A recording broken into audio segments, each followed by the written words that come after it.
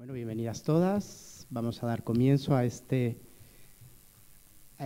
momento de encuentro para hablar de algo que hemos definido en papel como el teatro independiente iberoamericano. Yo quiero pedir disculpas por la generalización de la palabra teatro, que solemos entender en castellano como el símil del performing arts.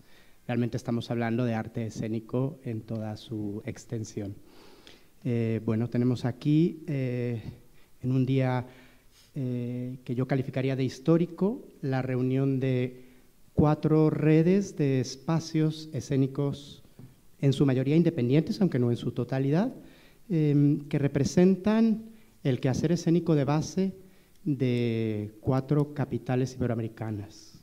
Esto significa que estamos ante la punta del iceberg de un movimiento verdaderamente extenso, verdaderamente vasto y verdaderamente importante, que significa el desarrollo del futuro de la creación escénica en todas sus vertientes, en lo que al habla hispana y no hispana se refiere. Voy a presentar a Julieta Alfonso, ella viene de Argentina. Después nos van a decir los nombres de las siglas de las instituciones, porque no tiene sentido que yo me ponga ahora a leerlos. Tenemos a Samuel Sosa, él viene de la Ciudad de México, a Verónica Tapia, que viene de Santiago de Chile, y a Jacobo Payares, que está representando a la red de teatros alternativos de todo el Estado español. Sin más, voy a dar la palabra. Primero plantearía yo una primera ronda, no muy extensa, para que cada uno muestre sus coordenadas y después pasar al debate en una primera instancia desde este lado de la mesa y en una segunda instancia compartiendo con todas vosotras, lo cual no quiere decir que si en determinado momento alguien quiere levantar la mano para hacer alguna intervención o alguna aclaración, pues evidentemente está en capacidad de hacerlo. Pues muy bien, pues vamos, si queréis, de izquierda a derecha. Jacobo por allí, que ya se ha presentado, pero bueno. Hola. Bueno, yo cuando propusimos esta posibilidad, cuando fue un hecho que íbamos a traer a los delegados latinoamericanos, vi que sí, que era una oportunidad muy grande para la red, porque habíamos estado trabajando mucho con Europa y siempre era como complejo, y con Latinoamérica el idioma era el mismo, por lo tanto podía ser muy sencillo, pero había un charco enorme entre medio y eso pues dificultaba esas relaciones. Entonces estuve dándole vueltas cómo podría exponer a la red de teatros alternativos aquí ante vosotros y me decidí a escribir un texto que voy a leerlo lo más rápido posible, pero que lo podéis entender porque creo que lo interesante puede ser el debate, pero creo que necesité escribirlo para que no se perdiera, para que fuera claro. Titulado Enredados. En el Congreso de 2014, la palabra que más nos definió como red, como socios, fue diversidad. A partir de esta idea la podemos entender como la suma de todas sus partes desiguales. La red, por tanto, podríamos ser la suma de los patrimonios de cada una de las salas que la componen. Somos la unión de salas arraigadas en distintas ciudades del Estado, con un decidido trabajo con su entorno, desde el barrio a la ciudad en la que nos establecemos y con líneas de trabajo nacionales e internacionales. Para definirla, tendría que empezar a hacerlo con sus socios, ya que la diversidad me lleva a colocar el foco en la diferencia o en la identidad propia, en aquello que les hace sentirse diferentes o diversos. Aun asimilando esta diversidad, existen más cosas que nos asemejan que nos diferencian. La diferencia estaría sobre todo en lo artístico, pieza angular de nuestros proyectos. Las similitudes en que todos somos salas de programación, obvio, una red de salas de programación en su mayoría de piezas escénicas. Somos proyectos físicos, con 4 paredes. Somos cáscaras de caracol, con ritmos lentos en lo que atañe a posibles cambios y movimientos, pero que en lo artístico sí que mantienen velocidades diferentes. En nuestros espacios se programan diversidad de formas escénicas. En la mayoría de ellas se potencia la creatividad del entorno más cercano mezclado con la creatividad del entorno más alejado, piezas escénicas de otros lugares. En nuestros espacios se dan las residencias, campañas para niños y jóvenes, foros de discusión, escuelas, actividades de creación de públicos. Somos una red donde el patrimonio de la misma es incalculable y su medida, aparte de ser una medida cuantitativa, es sobre todo una medida cualitativa. Y ahí radica su importancia y su esencia. Hemos sido desde hace mucho tiempo dinámicos y efervescentes, sobre todo críticos. Hemos dado lugar a la creación de vanguardia, crítica, arriesgada, joven, madura. Lo hemos hecho porque ante todo somos creadores, dramaturgos, bailarines. No podríamos entender el apoyo de la creatividad desde otro lugar. Somos gestores artísticos con todos los anteriores matices adscritos a este binomio. Ese es nuestro origen y desde ahí nos incorporamos con nuestro patrimonio cualitativo a esta red.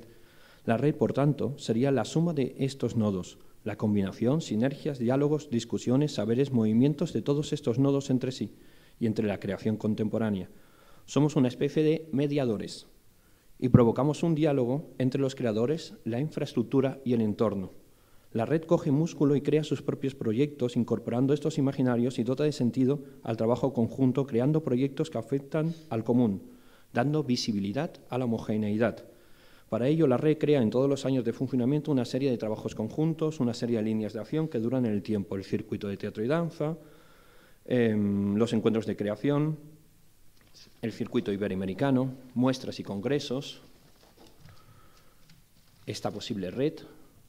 Con todas estas actividades, la red consigue la argamasa suficiente para intentar ser estable, dinámica, proactiva y, sobre todo, política. Ahora mismo podríamos decir que la red de teatros alternativos, durante estos años de crisis, ha sido una de las redes más potentes y dinámicas del sector artes escénicas español. Y ahí paso a otro estado de reflexión, durante muchos años el mayor problema con el que hemos convivido como red y convivimos como socios, como salas, es la precariedad. La precariedad que transita como un buitre por nuestros proyectos artísticos, nuestras relaciones artísticas, nuestras programaciones están enriquecidas a nivel cualitativo, pero nuestras infraestructuras físicas y laborales se resienten, empequeñecen, se inestabilizan. La cultura en España sufrió un enorme recorte en sus presupuestos a nivel nacional y a nivel regional. Ahora mismo está levantando cabeza a nivel municipal y regional, pero se sigue resintiendo a nivel nacional. Entendiendo siempre que nuestros proyectos son empresas que venden ventiladores en el Polo Norte, es decir, no rentables, con su negocio directo, venta de entradas, alquiler de espacios, giras, se entiende que solo podamos vivir con ayudas y subvenciones destinadas a la cultura. En época de grandes recortes se resiente el sector y así han sido los últimos 7 años, al menos. Nuestra red ha resistido aplicando diferentes fórmulas, prevaleciendo entre ellas la autoexplotación y llevando a la precariedad a todas las extensiones del proyecto, laboral, contrataciones. Las salas de la red y el sector, con las mismas plantillas y con menos dinero destinado a cultura, hemos mantenido las mismas cantidades de giras, las mismas cantidades de programaciones, llevando al límite a nuestros proyectos. Pero este es un momento decidido y esperanzador, en el que se ve a las comunidades destinar más recursos a la cultura y al Ministerio reformular la propia idea incluso del INAEM y de las ayudas al sector. Puede ser, y lo he visto estos días en Santander, en los ojos de estos compañeros de viaje, que sea otra vez nuestro momento.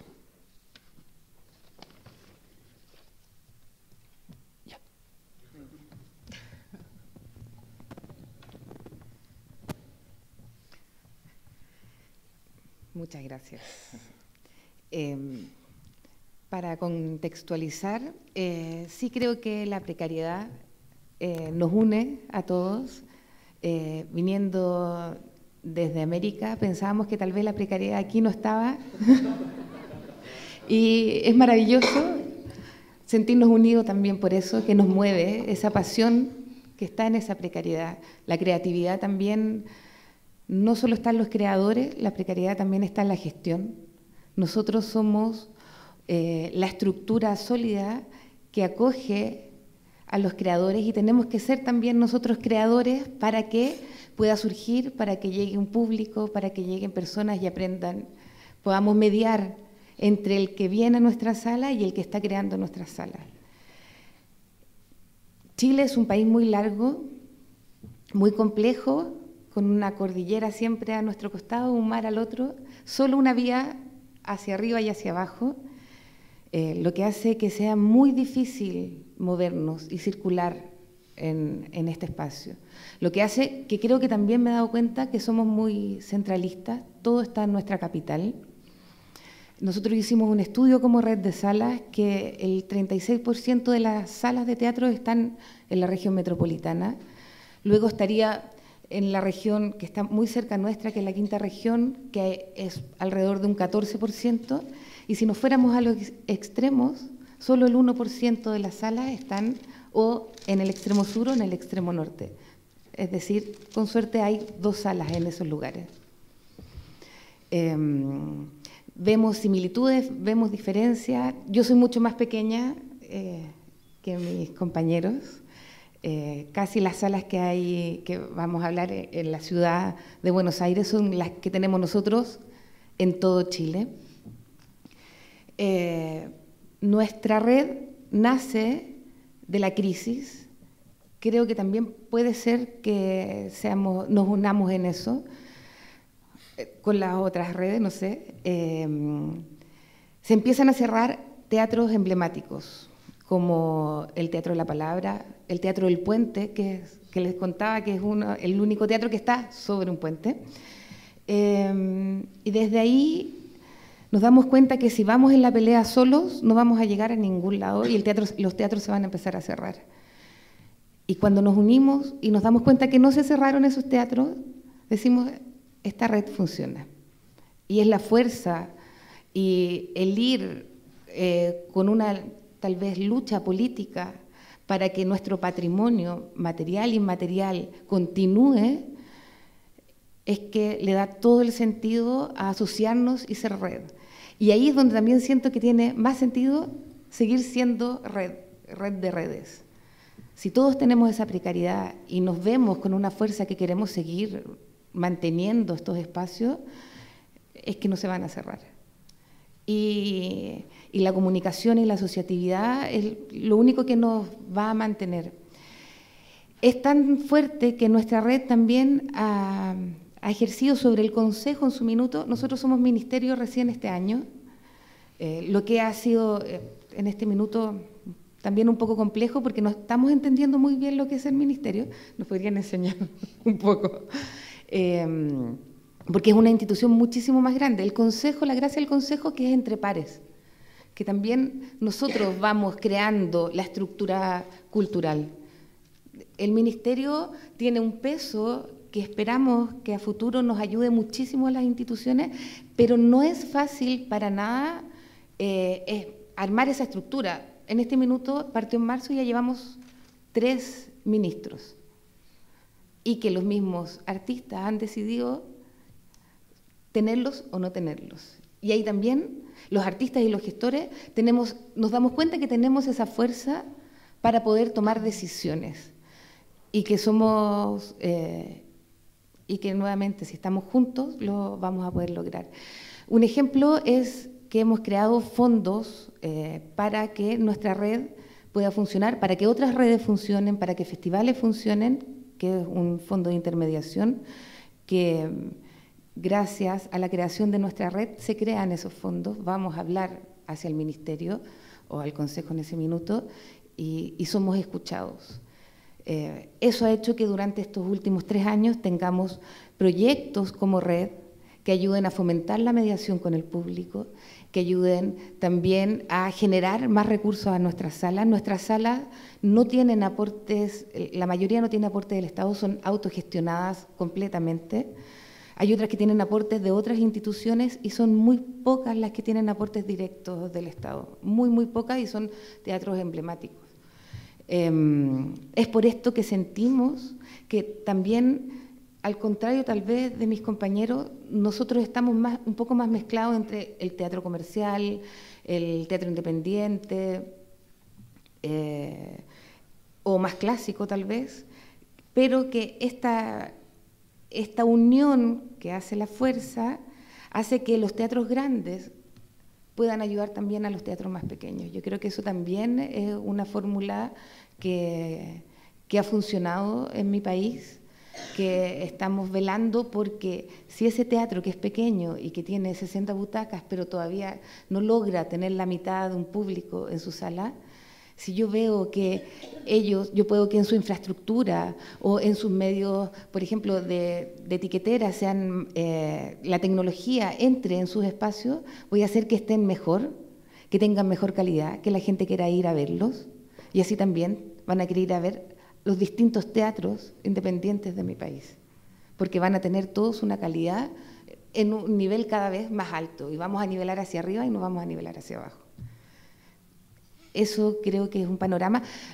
Para que no se me olvide, el Estado también ha creado grandes centros culturales en distintas regiones, que se los ha dado al municipio, que ha sido un gran aporte para la descentralización del país. Ahí tenemos, y tomo las palabras de Elena, un gran desafío en la gestión. No podemos hacer, mientras nuestra gestión no madure, la creación va a quedar solo en la creación. Nosotros tenemos que hacer bases sólidas para que cuando nuestros artistas y nuestros creadores lleguen con sus obras, todo el mecanismo que está alrededor de esa creación funcione. Y cuando funciona es cuando hay un espectador que está mirando esa pieza y entiende y siente lo que está viendo. Y eso es un mecanismo complejo, y de muchas personas, tal vez muchas más personas están fuera de esa creación, que hacen que realce y que de verdad llegue a muchas más personas de lo que están llegando en este minuto. Así que ahí hay un gran desafío para nosotros, donde la unión y el entender los procesos de gestión también nos ayuda a que nuestros centros culturales, nuestros teatros, también vayan mejorando. Así que por eso también agradezco mucho estos días de ver en qué podemos mejorar, en qué nos equivocamos, o cómo podemos también ir ayudando a nuestros pares. Muchas gracias.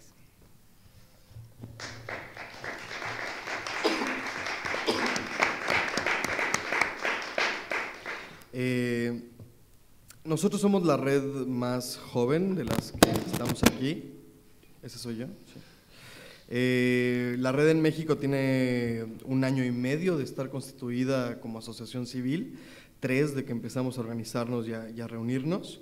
Y por tanto, bueno, estamos lejos de los alcances que las redes de otros países han logrado. La red de España tiene 25 años, ustedes tienen 6 años. 6 años, y ustedes tienen 20 años, ¿no? Entonces, para nosotros han sido modelos las redes de otros países.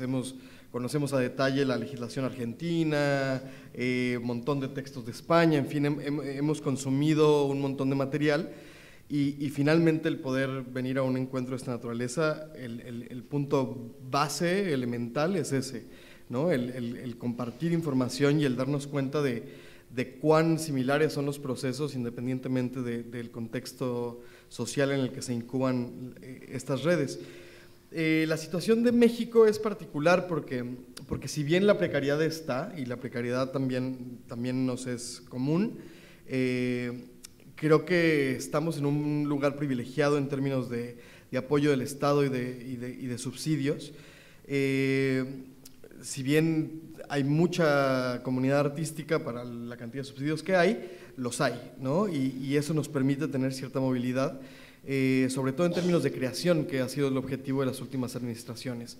Estamos muy enfocados en crear contenido, estrenar, tener temporadas, pero hay poco espacio para la exploración, poco espacio para la investigación, para la reflexión, y creo que ese es ahora el objetivo que tenemos en México en términos creativos.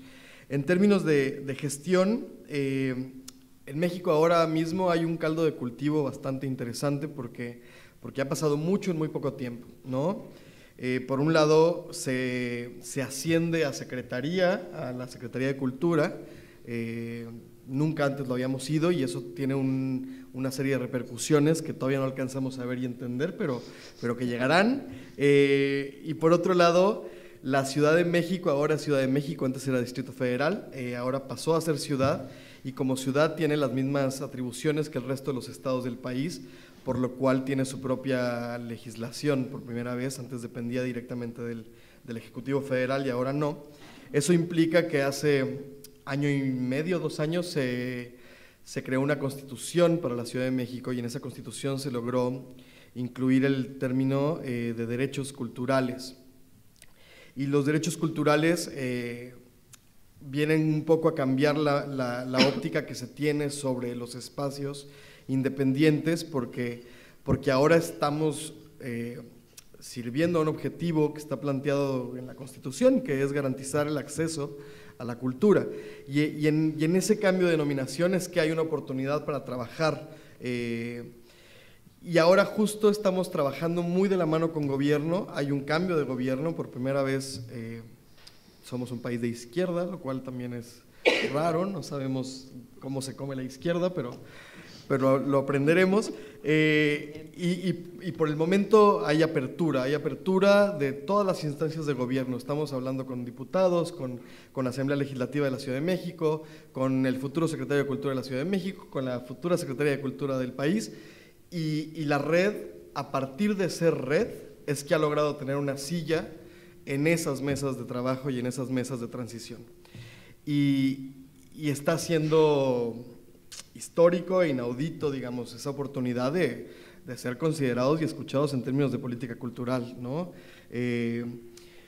Entonces, bueno, hay un caldo de cultivo interesante y estamos tratando de aprovecharlo, y por supuesto este intercambio y esta cercanía con estas redes nos permite pues un poco aprovechar los años que nos llevan de ventaja y utilizar su conocimiento para llegar más rápido a los mismos lugares. Entonces, pues eso, hasta ahí lo dejo, y nada, agradecer a todos los que han hecho posible este encuentro. Sin duda esto es el principio de algo importante, y hay que estar juntos en varias luchas. Bueno.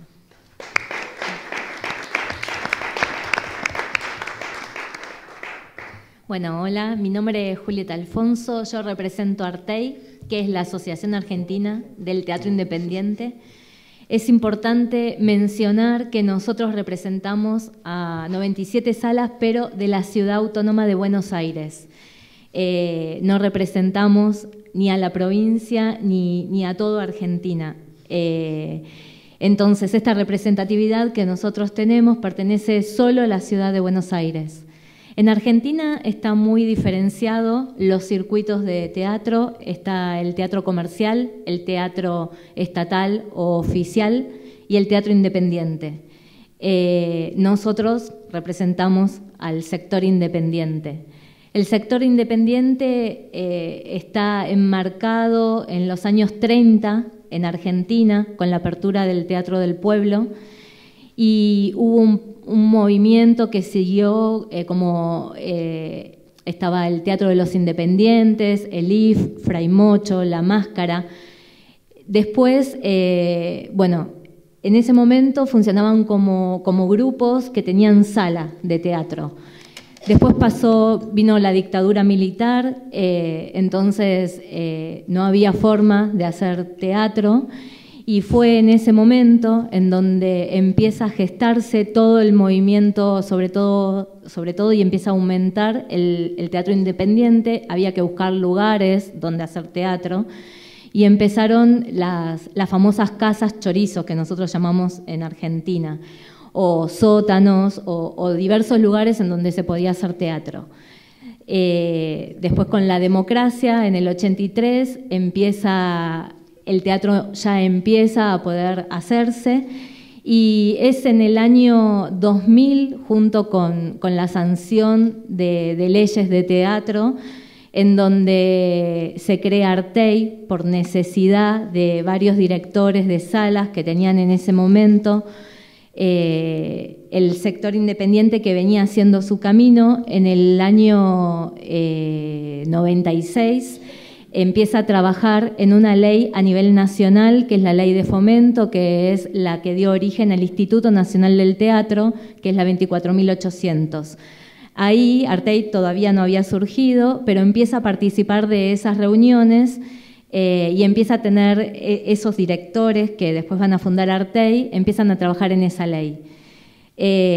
Se sanciona esta ley, y ahí es donde los directores de sala dicen, bueno, tenemos que juntarnos, tenemos que armar red para poder tener participación y poder trabajar con este instituto.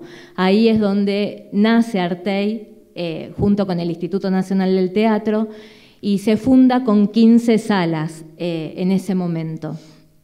Bueno, posteriormente, después Artey toma mucha iniciativa y participa de la redacción de la ley de la Ciudad de Buenos Aires, que es la 156, y que da origen al otro instituto que es Proteatro. Entonces, a partir de ese momento, el teatro independiente empieza a tener sus dos leyes, una a nivel nacional, que es la del instituto, y la otra a nivel ciudad, que es la de Proteatro. Entonces, si se puede decir cuál es el origen de Artey, tiene que ver, está en relación paralela con sus leyes de fomento. A partir de ahí, Artey empieza a funcionar como una red de contención con muy pocas salas y empieza a trabajar en todo lo que tiene que ver con la legislatura y a sancionar diferentes leyes. Tampoco había una ley habilitatoria en ese momento. Entonces, Artey empieza a trabajar fuertemente para poder tener una ley que sea acorde y que sea de teatro independiente. Hasta ese momento solo podían habilitarse los teatros como institutos, como clubes de cultura, como espacios, como biblioteca, pero no como teatro independiente. Entonces, si bien venía siendo un recorrido muy largo desde los años 30, y había sancionado sus primeras leyes de fomento, no tenía una ley habilitatoria. Las salas de Artey se caracterizan por ser muy diversas entre sí, son espacios muy heterogénicos desde su diversidad de perfiles a capacidades. Las capacidades van desde 30 localidades a 300 localidades, que después es lo que va a determinar la ley habilitatoria. Son escuelas de formación, son lugares de experimentación, de búsqueda, en donde surgen muchos creadores, directores, actores, donde se forman también los escenógrafos, los iluminadores. El circuito independiente en Argentina está por arriba y es el que nos representa en el mundo, más que el teatro comercial y más que el estatal o oficial, aunque ahora hay como una mezcla, se están como uniendo los sectores, los actores van de un sector a otro, pero el teatro independiente es el que nos representa a nivel mundial. Sin embargo, es muy inestable, es muy precario. Estas salas justamente son autogestivas. Si bien tenemos estos organismos y estos institutos que nos apoyan, con pequeños apoyos económicos no terminan de alcanzar para poder mantenerse.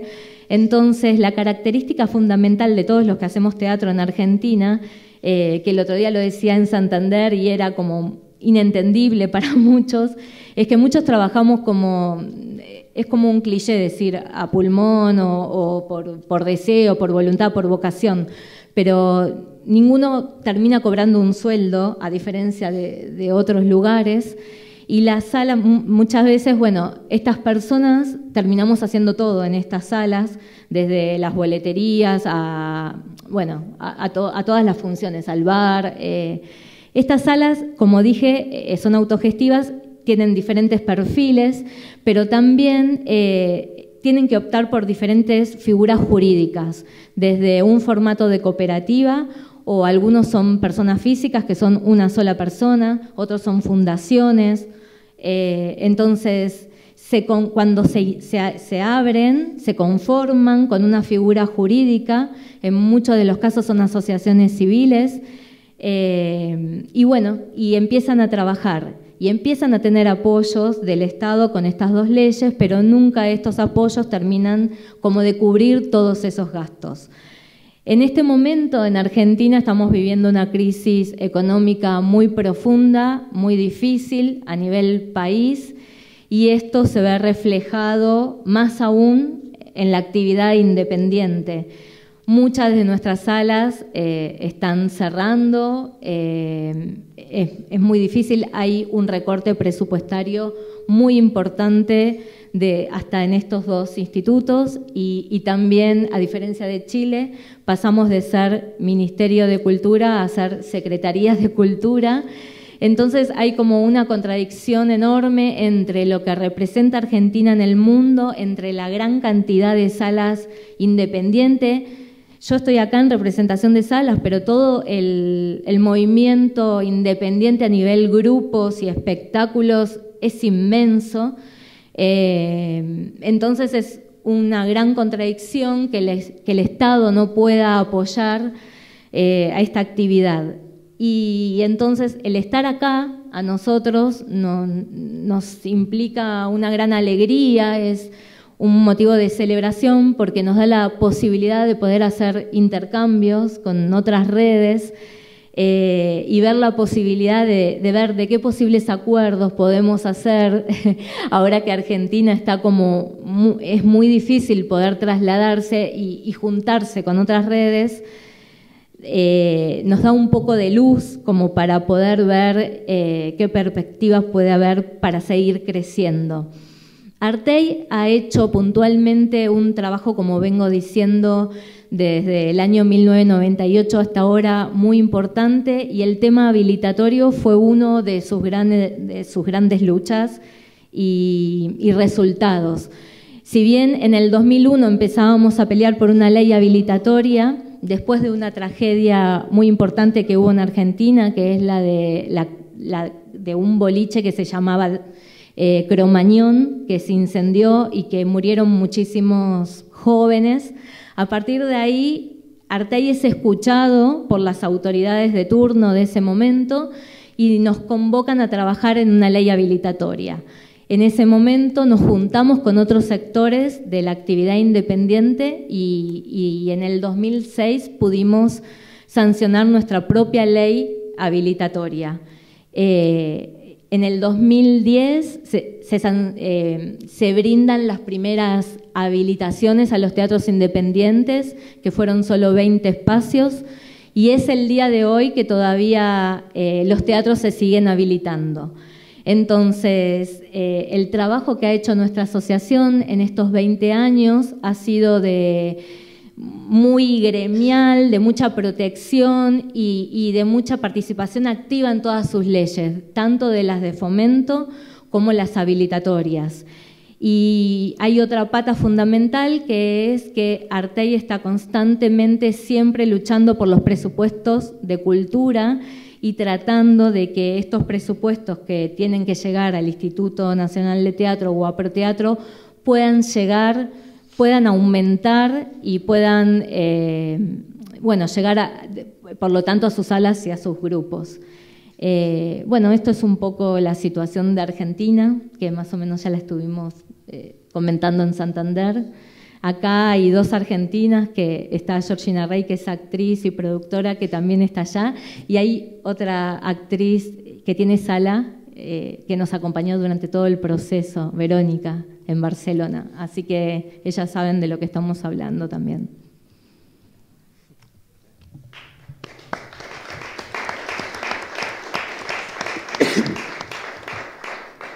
Bueno, los compañeros han sido modestos, entonces yo voy a hacer un pequeño resumen. Red de Teatros Alternativos del Estado español, a su vez Coordinadora Estatal de Salas Alternativas, son 44 espacios en 13 comunidades autónomas. Tenemos la Red de Teatros de Santiago de Chile, son 21 espacios, ¿correcto? Sí. Y tenemos Recio, que es la red de espacios independientes organizados en la Ciudad de México, que tiene 14 espacios. 16, ya son 16, y subiendo. Y tenemos aquí la compañera argentina, que sí nos habló de los 97 espacios que tienen. En total estamos hablando de 119 espacios. Esto sumaría una buena media de butacas, aunque los aforos nunca son suculentos, como parte de las características de estos espacios suelen ser reducidos. Y sin embargo hay una cuestión fundamental, y es los kilómetros que pueden llegar a separar cada una de esas butacas. Si nos pusiésemos a mirar la cantidad del caldo de cultivo creativo que significan, es verdaderamente potente. Como punto primero para la reflexión, yo invito a los compañeros a abrir el melón y a empezar a debatir sobre un tema que sería lo que nos une a todos, que es este punto de vista de lo que en común en la nomenclatura podríamos llamar independiente, que básicamente es allí donde el quehacer escénico se gesta, gestiona y crea a partir de del gremio, entendiendo por el gremio al profesional creativo. La mayoría de nuestros espacios tienen una mixtura entre el personal creativo y el personal gestivo. Son espacios en donde permea la labor artística y la labor logística. Entonces, la primera pregunta que yo lanzaría para la reflexión es: ¿cuál creéis que es la característica fundamental de este quehacer independiente con sus derechos y sus deberes, de acuerdo a los parámetros que tenéis en cada uno de los ecosistemas? He sido malo, ¿eh?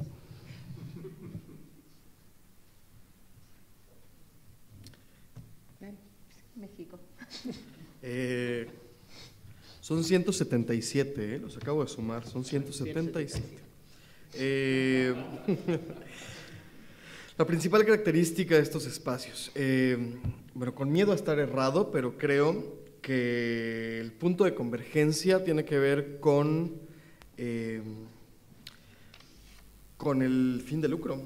Creo que estos espacios, al menos en México pasa, que hay espacios cuya curaduría artística puede diferir en términos de objetivos. Digamos, yo tengo salas cuyo perfil es más de teatro comercial, otras de perfil más experimental, pero eso a nivel de contenido y a nivel de apuesta de curaduría. Pero creo que lo que une a estos espacios es que toda eventual posible ganancia es reinvertida en el sector. Y eso creo que nos afina y nos encausa en objetivos muy comunes, que tiene que ver con empujar por un bien gremial, por un bien de sector, y ahí es donde yo siento que está la puerta de entrada para que ciertos teatros mexicanos no tengan posibilidad de formar parte de esta red, ¿no? Porque persiguen objetivos muy distintos que tienen que ver esencialmente con el lucro, ¿no? Entonces, yo creería que ese es el común denominador, pero sé que hay diferentes escenarios en varios países, entonces. Sí, es complejo porque lo que yo decía antes, nosotros somos pocas salas y estamos muy mezclados con el llamado teatro comercial, o tal vez con un poco más que su fin sea el lucro. Es complejo, no tenemos dentro de la red grandes teatros que realmente puedan lucrar con las artes, porque no es tanto tal vez la capacidad de butacas para que se logre llegar a ese nivel de que puedan percibir, más que ir moviendo estos teatros. Creo que sí hay mucha autogestión, y por eso yo hablaba, y ahí tal vez veo la diferencia, como tal vez ciertos teatros nuestros que son más grandes, apoyamos a los teatros más pequeños. Yo creo que eso sí es una característica de nuestra red.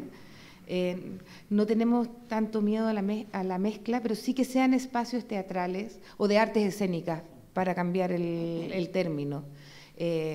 Yo creo que tengo tal vez más problemas con espacios que se adecúan, el bar, que tiene hay un espacio pequeño para hacer stand-up, que está ahí en una línea tal vez. Creo que está bien que existan, pero nosotros peleamos por también esa estructura y ese patrimonio de las artes escénicas, que se mantenga, y que a pesar de que sus formas sean distintas, sean galpones o naves, como llaman acá, o teatros más estructurados, sigo pensando que es la precariedad lo que nos une. Sí, bueno, perdón. No, bueno, nosotros somos espacios que tratan donde hay una búsqueda de lenguajes, de perfiles, de estética, siempre también sin fines de lucro, y lugares en donde se puede experimentar y tener un espacio en donde uno no tenga que estar con el tiempo. Por ejemplo, en el teatro comercial, que tenés solo en Argentina 2-3 meses para poder trabajar o plasmar un proyecto. Entonces, nuestros espacios son espacios en donde uno puede trabajar con mayor libertad y que están profundamente comprometidos con una búsqueda, con una investigación y espacios de formación, pero siempre sin buscar el rédito económico, que eso lo diferencia de los otros espacios. Sí, bueno, yo lo bueno es que tengo compañeros aquí de la red que si digo algo que me pueden matizar y voy con un poco de miedo. Vosotros podéis decir lo que queráis. Bueno, yo creo que sí, no que tanto, también el no tener fines de lucro o reinvertirlos de alguna manera en el proyecto, que lo hablábamos en la comida, eso es como un elemento común, pero yo creo que es un elemento común en la cultura, no hay un fin de lucro. Yo creo que a nosotros, claro, hablar desde la diversidad de los 43 espacios que somos es cuál es el elemento común. Y se puede ver en Magdalena también, es como proteger o dar lugar o cobijar a la creación contemporánea. Eso yo creo que sería un elemento común en nuestras salas, estar siempre atentos a lo que está ocurriendo en nuestro territorio, en nuestro entorno, y darle salida, darle cobijo, darle protección y aplicar herramientas de gestión para que esté, para que no desaparezca. Eso sería como un elemento común, creo, en las 43 salas de la red, en las que tienen programaciones diversas, es verdad, tienen como misiones a veces diversas, pero sí que creo que intentan canalizar la creación contemporánea de su entorno y darle cobijo. Yo creo que eso, como red de teatros alternativos, creo que siempre lo hemos tenido. Por eso estamos tan ilusionados cuando hacemos los encuentros de creación, porque es un lugar donde la creación contemporánea la podemos ver y cobijar las 43 salas durante esos 10 días. Os sigo R que R. Entonces, bueno, parecería que es una conclusión unánime, que hay una relación distinta en lo que a los recursos se refiere con aquello que podría ser escénico e industria cultural o teatro comercial, en donde abiertamente se va a buscar el obtener un legítimo beneficio a través de un quehacer que si en principio es cultural, en desarrollo es industrial, puesto que se masifica. Estaríamos ante ejemplos en donde el lucro no es el fin y que incluso, en la mayoría de los casos, son deficitarios. Luego, entonces, se provoca una autogestión y se ponen en circulación muchas monedas de cambio que no son necesariamente circulantes, que no son necesariamente efectivos. Luego, entonces, en este supuesto que nos une, nos enfrentamos como ciudadanos que gestionamos este tipo de iniciativas frente a unos derechos y a unos deberes con respecto a los entornos de los estados que nos circundan. Yo quisiera incidir en esto porque creo que puede ser la conclusión final que nos puede motivar un paso adelante en nuestra incipiente pero prometedora relación. Y es, si bien las cartas magnas en los distintos estadios consagran el derecho al acceso a la cultura y el deber de los estados de provocar cultura en tanto que generadora de identidad, estamos ante ejemplos de bienes culturales que tendrían la necesidad de un apoyo, puesto que son deficitarios. Luego, entonces, estaríamos ante ejemplos que han de tejer una relación con respecto a su entorno. Llámese público, podría ser, el caso de Argentina, por ejemplo, tiene una ley de mecenazgo que podría provocar, vía modelo sajón, que hubiera una intervención directa de una empresa para desgravar. También lo hay en México, a través de una ley de fiscalidad.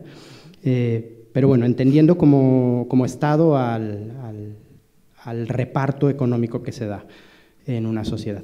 Este sería un derecho sobre el cual podríamos reflexionar y tendríamos un deber en tanto que nos erigimos como garantes de cultura, que es precisamente lo que apuntaba Jacobo, ¿no? Un trabajar con proximidad hacia la creación que nos circunda o investigación o formación. Entonces, un poco de reflexión por allí, si podéis.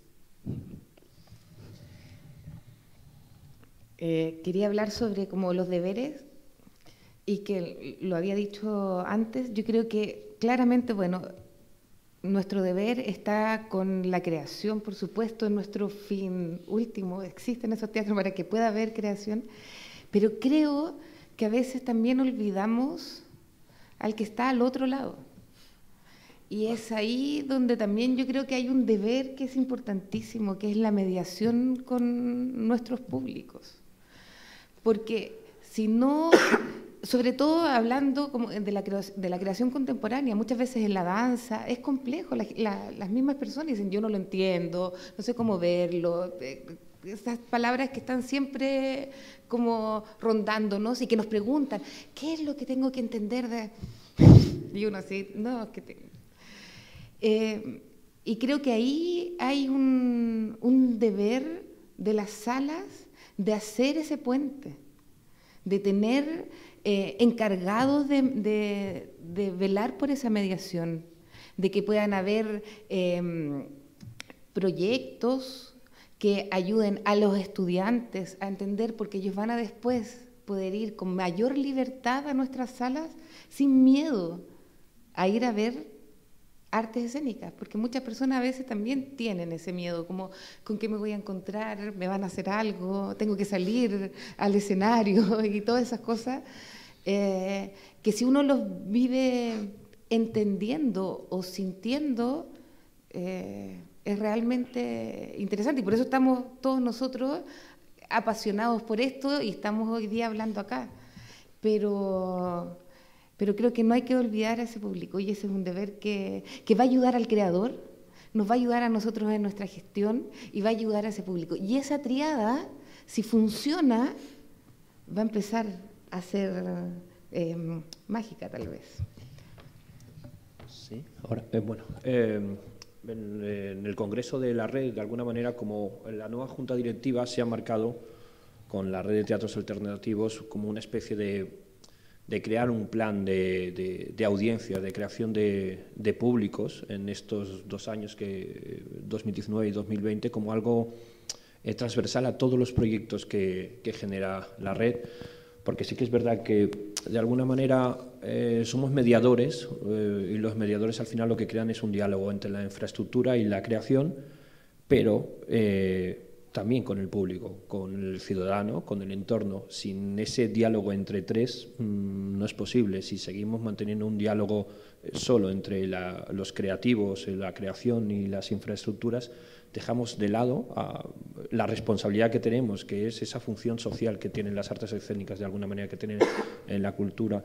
La red pues lleva muchos años trabajando y ahora se ha aplicado el cuento y la línea de acción clara en todos sus proyectos de manera transversal, un proyecto de creación de audiencias que viene ya de lejos de Europa, en sus proyectos europeos, como uno de los objetivos principales, la creación de audiencias, el desarrollo de audiencias y creación de nuevos públicos. Entonces eso lo tenemos como ya metido en el ADN de la red para trabajarlo de manera insistente y potencial. No la suma de espectadores como valor cuantitativo, sino la suma de espectadores como valor cualitativo. El poder trabajar con los espectadores, por suerte nuestros espacios son pequeños, son de aforos pues, entre 50 y 300 a lo mejor como máximo o menos, y podemos mirar a los ojos directamente a los espectadores, podemos abrazarles, podemos dialogar, podemos incluso, hay un socio que trabaja con ellos, lo dijeron el otro día, por WhatsApp, entonces podemos llegar a eso. Entiendo que un teatro de 500 o de 600 no puede trabajar quizá por WhatsApp, entonces la cercanía, y eso es algo con lo que podemos perfectamente trabajar en nuestros espacios. Yo quisiera hablar de un deber que me parece importante como espacios, que tiene que ver con nuestra labor como gestores. Invariablemente estamos ahí, viene con el edificio, digamos, la gestión. Pero creo que escribí un texto ahora a petición de este encuentro en donde hablo de los estímulos en México. Les llamamos estímulos, no ayudas, lo cual creo que en términos de semántica también es importante. Los estímulos en México tienden a priorizar mucho la producción, y eso ha permitido que los artistas trabajen en mejores condiciones siempre y cuando esa subvención exista. Pero eso pone en desventaja a la creación independiente, porque al no haber un estímulo, pues es difícil competir con los tabuladores que se tiene cuando hay dinero, ¿no?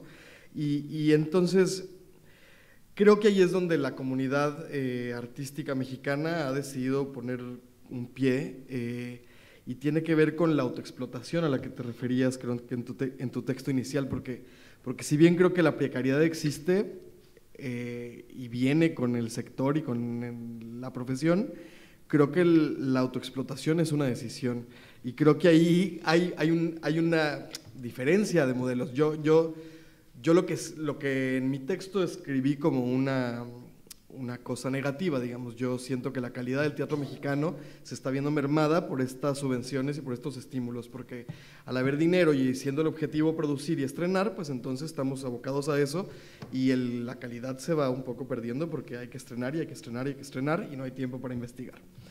Eso que en mi texto escribí como algo negativo, ahora lo estoy rescatando como algo que también tiene su lado positivo, que tiene que ver con eso, con el decirle no a la autoexplotación. Y en ese sentido creo que la labor de nosotros como teatros es servir de guía para los artistas, para que sus proyectos puedan cada vez más ser viables.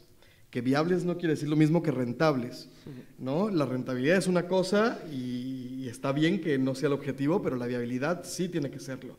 Y entonces a mí me pasa todo el tiempo que recibo compañías en mi teatro que quieren estrenar una obra, y yo veo su elenco y cuento los números y veo el número de creativos y les digo, chicos, no lo hagan. ¿Por qué lo harían aquí? Saben que aquí no va a ser ni siquiera viable el proyecto.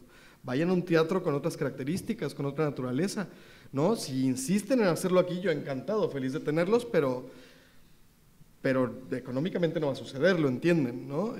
Si hay un entendimiento del otro lado y aún así deciden, bueno, venga, pero no contribuir a la autoexplotación creo que también es importante, y que estamos en una posición estratégica en donde tendríamos que trabajar en pro de combatirlo. Bueno, a nosotros también nos pasa un poco en relación a nuestros espacios, por estos organismos que nos otorgan apoyos económicos, a las salas nos obligan a cumplimentar con una cierta cantidad de funciones.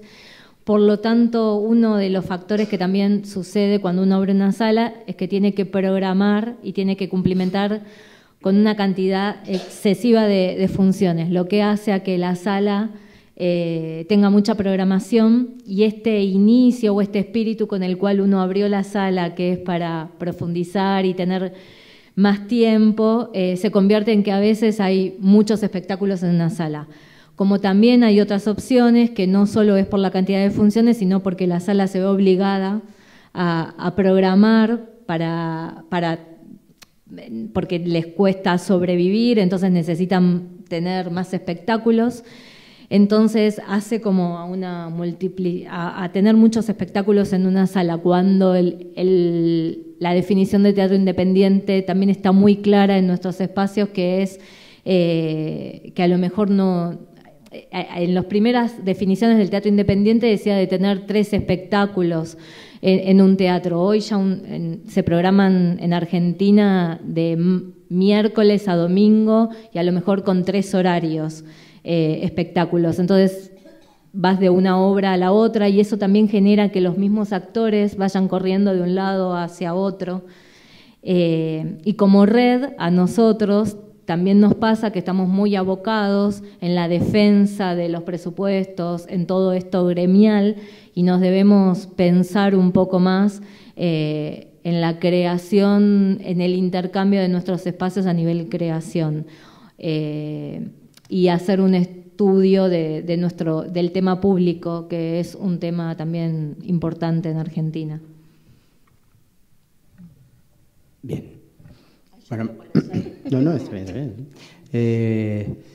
Bueno, quedaría saco de conclusión. En efecto, si nos movemos desde lo independiente y empieza a incidir cualquier tipo de apoyo gubernamental, empezamos a perder independencia, y aunque sea vía las exigencias que nos dan, se empieza a intervenir nuestra independencia. Creo que parte de la labor que hemos de de hacer, que es difícil, porque siempre que se trabaja con lo público de una manera evidente se va a tender a intervenir el fin de ese dinero, porque es así, porque además debe ser así.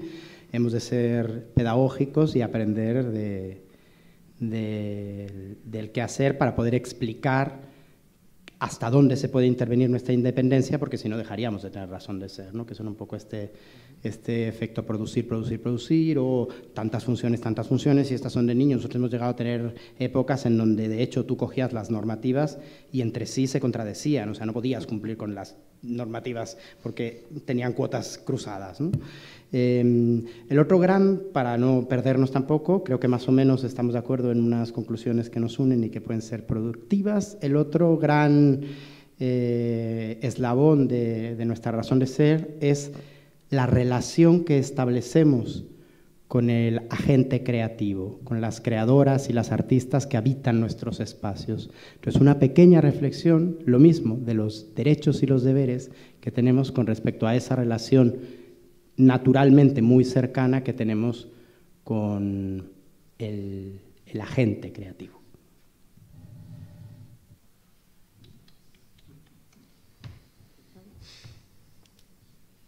Bueno, en Argentina al principio, cuando surge el teatro independiente, estaba como muy claro el proyecto que sea una coproducción entre grupo y sala. Se trabajaba muy a la par y de ahí surge el formato o modelo cooperativa y las salas tenían sus propias producciones. Eso se fue distanciando un poco, también fueron aumentando la gran producción de grupos por fuera de la sala. A nosotros como red ese formato nos interesa mucho. Artey actualmente organiza un premio que se llama el Premio a la Producción Teatral Independiente y que surge por el aporte de una donación que nos hace el sector comercial, muy poco, pero nos sirve para organizar lo llamamos premio, pero es un concurso. Es una manera que encontramos de poder reflotar ese formato, de poder volver a ese origen en donde se presentan las producciones a través de la sala y lo que terminan ganando es un apoyo económico que se divide entre la sala y el grupo, lo que también exige que la sala le brinde ciertas condiciones de comunicación, de prensa, le da horas de ensayo a los grupos y que trabajen a la par grupo y sala, volver al formato original con el cual se definió el teatro independiente en Argentina. Es una pregunta complicada. Yo siempre he entendido al agente creativo, a la compañía, como el primer cliente de la sala, ¿no? La sala y la gente que trabaja en la sala solo come cuando hay un producto que venda boletos. Entonces, la lógica de nuestra existencia tiene que ver con el producto. Y ese agente va a elegir tener su producto en nuestra sala a partir de una serie de factores, pero entre ellos está el servicio que como sala provees a la compañía, ¿no? Yo quiero tener una sala limpia, quiero tener técnicos atentos, quiero tener instalaciones funcionales, quiero dar un servicio lo más profesional a la compañía para que la compañía pueda hacer en mejores condiciones su trabajo, que es llevar a cabo el espectáculo, ¿no? Luego, juntos, sala y compañía, tenemos un segundo cliente, que es el espectador, ¿no? Y el espectador también tiene que acceder a un teatro con buenas instalaciones, con un buen servicio, y tiene que ver un buen espectáculo, porque en la medida en la que yo le ofrezca al segundo cliente mal contenido, voy a perder ese segundo cliente. Entonces hay una doble labor, digamos, ahí complicada. Y entonces, al menos en la sala en la que yo trabajo, hacemos un muy riguroso proceso de programación que implica incluso hacer audiciones a las compañías para ver si se les abre el espacio. Y ese modelo, digamos, no es el común en los teatros. Muchos teatros, justo por la precariedad, abren la sala a quien la pague, ¿no? Y eso va en contra de tener una buena calidad todo el tiempo en la sala, y eso finalmente hace que uno pierda al segundo cliente, que es el espectador, porque si el lugar no me puede garantizar un piso de calidad, pues entonces me la pienso 2 veces antes de ir al lugar. ¿Pagan piso? Bueno, hay una garantía. La mayoría de los espacios en México trabajan con un porcentaje 70-30, 70 para la compañía, 30 para el teatro, pero hay un piso. Hay un piso que se tiene que cubrir. Exacto, sí. Nosotros, como somos un teatro que tiene un montón de subvención, tenemos un piso muy bajo, pero otros teatros con las mismas características que nosotros tienen un piso 4 veces arriba que el nuestro. ¿El piso qué sería? Que la compañía… Mínimo, ¿no? Es un mínimo a seguro. pagar. El costo del día es lo mínimo que cuesta abrir la sala, ¿no? Eso se tiene que pagar. Si hubo 2 espectadores, bueno, entonces la compañía tiene que pagarlo. Un poco así es el modelo mexicano, sí. Y eso justo tiene que ver con la precariedad, ¿no? Tiene que ver con combatir la precariedad. Y ahí yo creo que la calidad de las producciones y la calidad de los teatros totalmente tiene que ver con la solución hacia esa precariedad, pero es un proceso tan lento que pues hay que inventar estrategias y hacer maromas y abrir promociones y, ¿no?, hacer lo posible en lo que llega ese cambio sustancial que nos tiene la precariedad, ¿sí? ¿Llegará? ¿Tú quieres? Bueno, casi en España o en lo que es la red de teatros alternativos, casi tendría que decir paso palabra, ¿vale? Porque la diversidad, es verdad que no llegamos a ese piso que comentas. Yo creo que esa pauta de trabajo, esa forma de trabajo, que yo sepa, en ninguna de las 43 salas se da, a no ser que sean casos excepcionales. Pero es la sala. ¿Es solo porcentaje? La sala es la encargada siempre de pagar sus gastos. Nunca se los coloca a la compañía, a no ser que contamos otras cosas, pero no, eso es el coste de la sala, de cualquier gasto de apertura de puertas, es siempre de responsabilidad y lo hace la sala. Las compañías no tienen ese riesgo, tienen otros muchos riesgos, pero no tienen el riesgo de abrir la puerta, que eso es de la sala.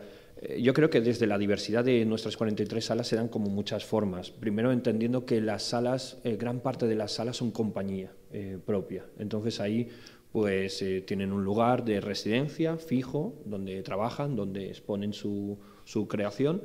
Y eso es como lo más fácil, ¿no? Sala, compañía, pues lo bueno, lo interesante es que eres un creador y que puedes hablar de tú a tú al creador y no eres una sala. Pero cada vez más surgen esas salas donde no existe esa compañía, donde trabajan de una manera, incluso a veces, perdonadme, más inteligente que muchas salas que trabajamos con compañía propia, porque creo que están en otro lugar, otras veces no tan inteligentes. Pero las que he visto yo, las que conozco yo de la red, trabajan con un apoyo directo y claro al creador. Luego existen pues todos esos creadores, ese ecosistema, ¿no?, complejo de creadores, compañías, colectivos, cooperativas que están alrededor de y que las salas se encargan de dinamizar. Bueno, somos lugares donde vienen como muchas líneas de trabajo, les damos cobijo, intentamos, porque en España sí que hay como un sistema de subvenciones más claro a nivel de programación, tanto el Ministerio de Cultura como en la mayoría de nuestras comunidades, en las que sí que es como ese dinero tiene que revertir, el dinero que nos dan a las salas tiene que revertir directamente a las compañías en unos porcentajes claros, pues a veces son un 70% de la ayuda que recibes tiene que ir a cachés en las distintas comunidades, en INAEM también es un tanto por ciento, por lo tanto se asegura que hay un dinero directo a las compañías en concepto de caché. Sigue existiendo evidentemente la idea de la taquilla en muchas formas, que siempre es la mayor parte de la taquilla, 60-70%, para la compañía, pero nunca llegamos a ese extremo de hacerles cargo de un gasto que es propio de la sala y que nos endeuda, nos aplasta y nos machaca, pero es nuestra responsabilidad. Y la relación con el creador siempre es, como decía antes, como un apoyo a la creatividad, porque al final somos proyectos que intentamos canalizar toda la creación contemporánea que haya, o parte de la porque aquí hay que hablar, parte de la creación contemporánea que hay en nuestro territorio. Entonces, una de las cosas comunes en nuestros proyectos es estar atentos. Estamos muy atentos y les damos, en unos arriesgamos más dinero, de lo que nos viene pues canalizamos más dinero, en otros menos dinero, otro tipo de soporte, pero sobre todo es que somos proyectos que estamos muy atentos a la creatividad y damos posibilidades económicas a ellos, y ellos ya tienen sus problemas para llegar a esa producción. Lo que pasa es que el sistema en España desde hace mucho tiempo se ha basado mucho más en lo que es la producción, exhibición, que en una nueva corriente que viene ya de lejos, pero se está poniendo de moda, que son las residencias. Como un lugar que cedes tu espacio, siempre se ha cedido el espacio, sin coste para la compañía, pero sin atribuir una cantidad desde muchísimo tiempo. Pero ahora hay modelos de residencias donde se está aportando unas cantidades concretas, claras a las compañías para que estén residiendo, se hace un trabajo de mediación con ellos para crear públicos, para intentar trabajar públicos con temáticas que cohesionen esa creatividad, y eso se está dando en España. Incluso el Ministerio tenía que haber sacado una modalidad nueva para ellos, aunque ya la sacó llevaba varios años sacándola, pero dirigida a las compañías, y ahora es dirigida a las salas, porque entiende que es el dinamizador del creador, de la creatividad, y tenía que haberla sacado este año. No ha llegado por otros temas, pero el año que viene sí que lo sacará a residencias para las salas, para que tengan en su lugar a los creadores con una cantidad económica clara para que puedan trabajar. Solo acotar una cosa, en México los únicos teatros que no tienen ese piso son los teatros del Estado, justamente, y un poco tiene que ver con el modelo, porque en México casi todos los apoyos que existen son para compañías y son para producción, y en esos apoyos está contemplado el pago de ese piso muchas veces, ¿no? Entonces, claro, o sea, tú lo pones en el presupuesto y dices, bueno, el pago de piso ahí está garantizado, pero es por eso, porque las salas en México en general tienen muy poco apoyo del Estado. El apoyo está en las compañías y en la producción. Una ayuda encubierta a la compañía para la sala. Nosotros en Argentina vamos también 70-30, y las salas que reciben apoyo económico de estos institutos no deberían cobrar seguro, le llamamos nosotros, y vamos 70-30. Nosotros somos como todas las anteriores. Como para no dar... Pero claro, ahora estaba tratando de recordar, hay unas salas pequeñas que son totalmente autogestionadas y que casi solo cobran el piso y no el porcentaje, como que le arrendaran la sala a la compañía y todo lo que se recibe, lo recibe la compañía. Entonces ellos se quedan asegurados con ese piso. Pero son ya las mínimas. Eso antes era estaba muy de moda, esto del piso. Ya se ha ido sacando y sí queda el porcentaje. Creo que la relación tal vez de la sala con lo creativo, podríamos tener 3 modelos. Hay algunas salas todavía que hacen producciones propias. No, también, muy pocas está la relación entre la sala y la compañía, que sea lo mismo. También he recordado un par. Pero en general las compañías están fuera de la sala, aunque algunas se puedan repetir más en una sala que en otra. Entonces, vienen como compañías invitadas y hay un porcentaje de por medio. Hay salas que producen sus propios proyectos, entonces hay un director artístico que dice, aquí quiero a este director, con estos actores, con estos diseñadores, y arman un propio proyecto de la sala. Son las salas que pueden tener financiamiento, que no son autogestionadas. Y la coproducción que está entrando, y yo creo que es un modelo maravilloso.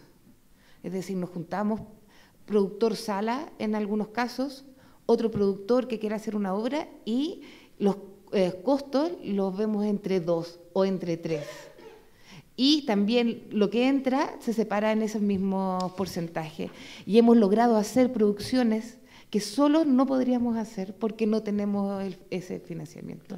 Creo que en mi caso, que antes casi no existía la coproducción, es un modelo que me gusta mucho y que me gustaría seguir investigando y profundizando. Seguimos como la asociatividad. Eso. Bueno, pues tenemos diversidad en la relación con el tejido creativo y, bueno, quizás es uno de los puntos a trabajar, ¿no? Aprender del ejemplo del de al lado. Voy a abrir turno de palabra porque si no se nos agota el tiempo, entonces, quien quiera.